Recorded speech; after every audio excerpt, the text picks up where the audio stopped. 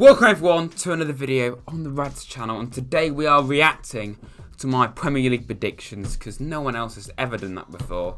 It's very original content. I did this same thing for the Championship a few weeks ago and that was a huge success. It really was. Here we go then. Nottingham Forest, 5th place. They're actually 20th. Arsenal, I predicted 7th place and they're actually in 11th. If this was a few weeks ago, that would be even more embarrassing because they were like 15th and they lost to Burnley at home. Now, to be fair to myself, I think a lot of people put Arsenal higher than 7th. They thought they won the FA Cup, Aubameyang is on fire, they're looking really good, Arteta's building something here. But no, they've got worse, if anything, haven't they? I mean, recently they've won 3 in a row, credit to them for that, but most of this season they've been really quite terrible. I think anyone could admit that. Their star players haven't been performing, they haven't got creativity, and they literally have a creative player in Mesut Ozil just sitting at home every week, being paid a ridiculous amount of money to tweet. Literally, that's all he does these days. He must be laughing his head off. Aston Villa, bloody hell, 18th place, and they're actually in 8th. I said Villa would get relegated. Oh my god, let's just stop the video here. Why did I say Villa would get relegated? They signed the best right back in the whole entire world to ever exist. Matty Cash. Ross Barkley has done very well for Villa. He's been injured, of course, a little bit, but I think they should definitely keep hold of him. Grealish has basically been like a new signing, keeping hold of a player of his calibre when you're Aston Villa. I think he's fantastic. Credit to them. Ollie Watkins is another one. Players like El Ghazi has been really good recently too. Brighton, I said 16th and they're actually in 17th. So pretty much bang on, even though it isn't. It's still one place out, but you know, you get the idea. I think what might ultimately cost Brighton at the end of the season is the amount of draws they're getting. If they just turned a few more of them into wins, and this can apply to a lot of teams, they would be doing a lot better. Burnley, I said 11th and they're actually in 16th, and 16th is kind of being polite because at times this season they've been literally rock bottom. So yeah. But I think this really does prove everything that Sean Dyche is an absolute genius. The fact that every single season he just gets to work with no money at all, signing players from the Championship. Vidra, Brownhill, Goodmanson, Pope was from the Championship, of course. And thankfully, for his sake and Burnley fans, they have got new owners now. So finally Burnley can spend some money. But all I say is, sign anyone in the world, but leave Joe all alone. Chelsea, I said 3rd and actually in 9th.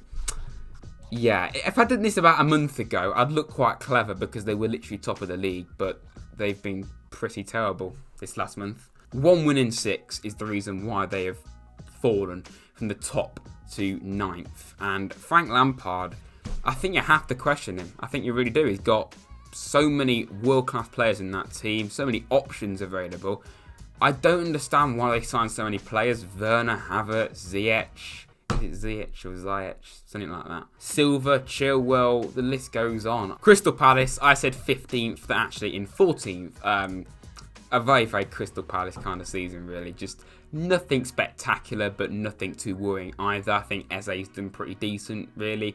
Zaha, yet again, has been carrying them at times. Everton, I said 9th and actually in 7th. And at times, they were genuinely a title contender. They were top of the league for quite a while at the start of it. And I don't think anyone expected them to stay there. And I think the fact that they got Carlo Ancelotti there now, a Champions League winner, it's got to increase their chances. The fact that they've got hold of a player like James Rodriguez and Decore, who was quite clearly good enough to stay in the Premier League from Watford. The fact that they've managed to attract players like that is a huge reason why they've improved this year. Fulham, I said 20th and they're actually in 18th. So I'm still in the right zone. They're still in relegation. Not really a surprise. I think Fulham are the kind of team that will always give you a really good game, but at the end of the day, the lack of quality in their squad might just end up costing them. Leeds, I said 14th and actually in 12th, so they're in the same kind of zone. I think we all expected Leeds to be mid-table this season, and they pretty much, well, they are literally the definition of that there, 12th. Their form is absolutely crazy. I do not understand it. They go and beat Villa 3-0 away from home, then they lose 4-1 back-to-back. Then they beat Everton away, lose to Chelsea, kind of expected there, lose to West Ham, they're doing pretty decent this year.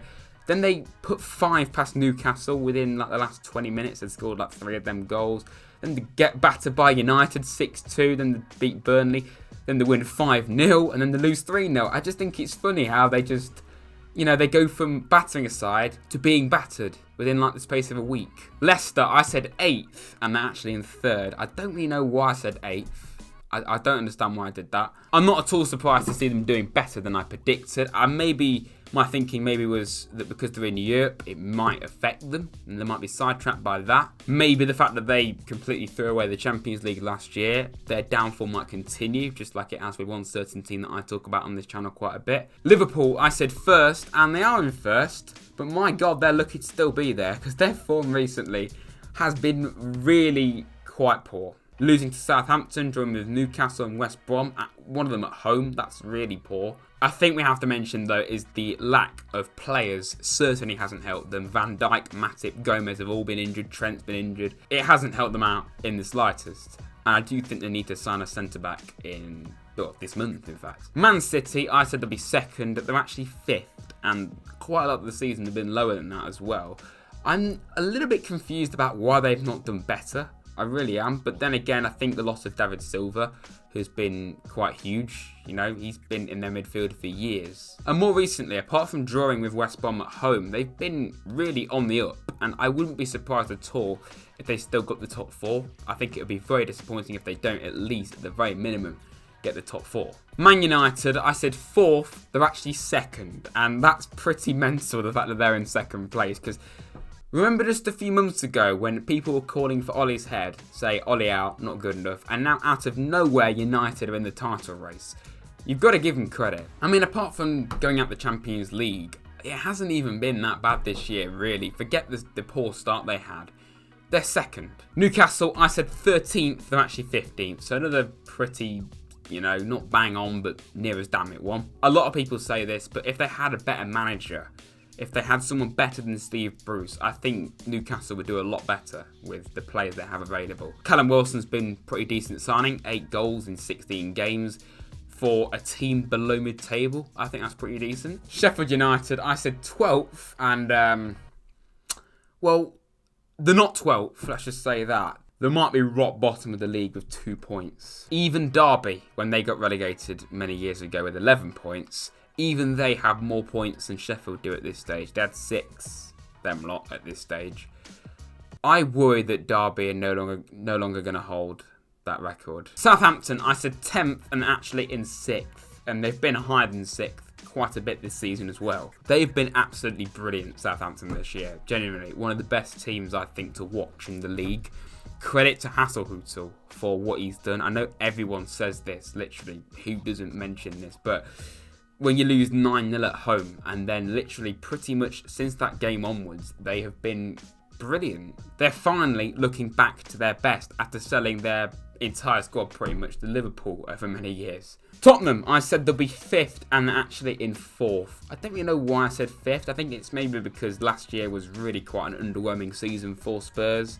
I think with Mourinho there now, he knows how to win trophies. I think if they don't win a trophy this year, it probably should be classified as a failure, because if you can't win a trophy with Jose Mourinho in charge and with the squad that they now have, they bought some really good players over the summer, then I don't think Spurs ever are going to win a trophy. West Brom, I said 19th, and they are 19th. I could say, hey, look at me, I got it bang on, I'm a genius. But is anyone really surprised? No, I don't think they are. So I've kind of bigged myself up for nothing there. And you know what? Honestly, I hope they actually get relegated, because if you're going to get rid of Slaven Bilic and bring in Big Sam, I know Allardyce always keeps teams up, at least currently, he always keeps teams up. But if you really think he's going to do any better than Slaven Bilic could do with that group of players, then I don't... What's wrong with you? I don't know how Slaven Bilic could do any worse than Sam Allardyce would ever have done. West Ham, I said 17th, and actually in 10th. Thank God this video is nearly over. I think it's because last season they underachieved yet again. Every year, most people say West Ham will do well. And I thought, you know what? I presume this is what I thought. Right, West Ham, I always put them like 8th and they finish like 15th. So I'll put them low down. Yeah, I'll predict them to finish low. But lo and behold, they're doing way better than I predicted. That's just classic, isn't it? Wolves, I said 6th and they're actually 13th. God's sake, man. I'm honestly surprised at Wolves. I really am. Like, other than beating Chelsea and Arsenal, they always tend to have a good record against the top sides. Other than beating those two, they've not been good at all. They've lost 4-0 twice, one to Liverpool and one to West Ham. Like, come on. That's what's going on there. The lack of European football I thought would help them, you know. If anything, it's actually made them worse. And maybe losing Jota was a bigger impact than we thought. So yeah, that is my halfway stage reaction to my Premier League predictions. Of course, I'll do this again for the Premier League and Championship at the end of the season, where I'll embarrass myself even more, most likely. And yeah, I don't tend to do football talk videos much, but please let me know in the comments below if you'd like me to do this more often and what topics I should do. But yeah, hopefully you've enjoyed. If you have, please make sure you like and subscribe. Follow my Twitter at Rads_23 and my Instagram at officialrads. Thanks for watching, everyone, and I'll see you very soon.